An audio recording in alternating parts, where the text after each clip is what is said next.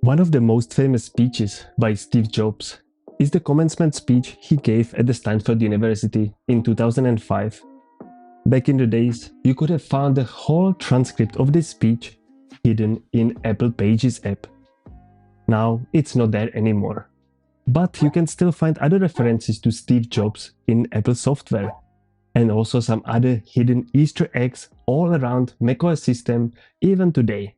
So now let me show you some of them. Also, if you are an Apple fan, it's definitely worth watching that speech. I will link it in the description of this video, as well as the file with the whole transcript, as I mentioned before. Let's start this video with Apple iconic Think Different marketing campaign. And on macOS you can find hidden references to a well-known Steve Jobs quote, "Here is to crazy ones."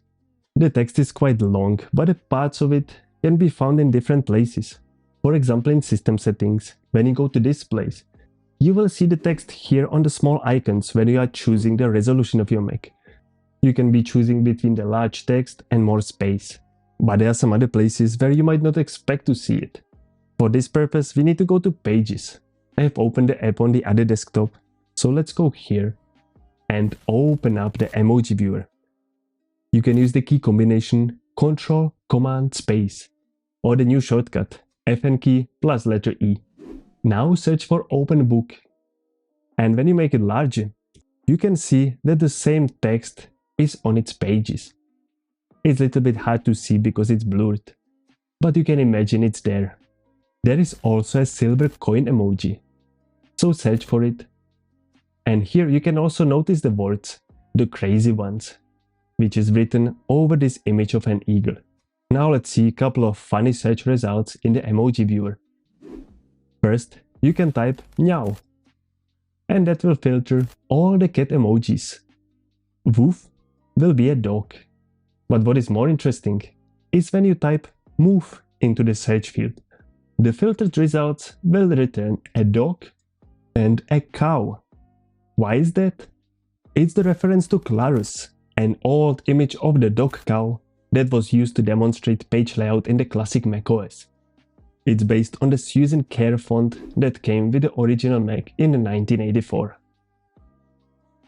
It's called the Dogcow, something between the dog and the cow, and as a result of it, the sound it makes, it's Moof.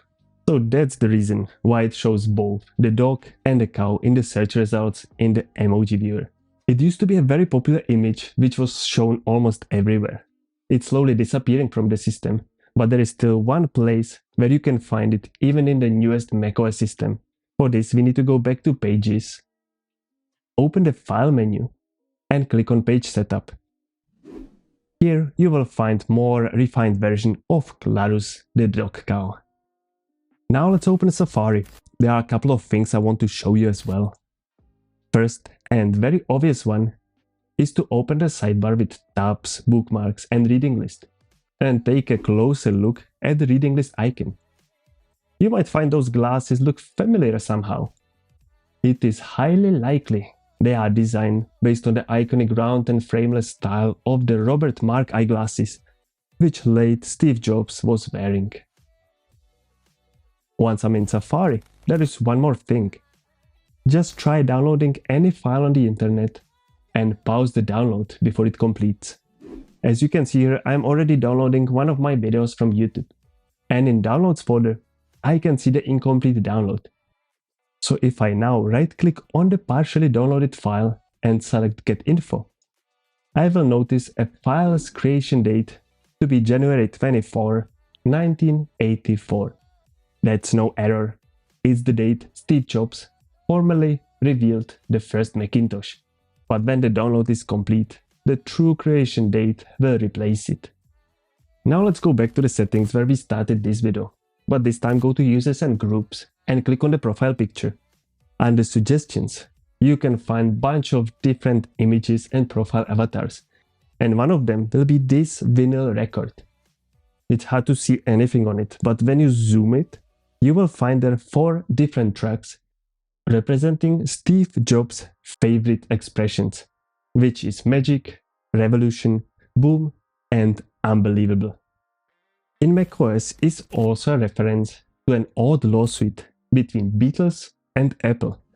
The result of it is that all of these musical sounding sound effects needed to change their names, and the sound designer chose the name Sosumi for one of the effects. It sounds Japanese at first, but when you split the word, it will sound more like So-sumi. Nobody realized it back then, so it remained in the system until today. When you go to sounds in system settings, you will find it in one of these effects. It's not the exact name, it's called here Sonumi. But when you search for the original sound file in the system library, you will find that that file is actually called Sosumi there. So it's quite funny hidden fact, and I will never call this sound effect differently than Sosumi. At the end, I want to show you one more funny icon. When we are in Finder, go to Locations and to the network. Here you will find all of your devices on the local network representing by different icons.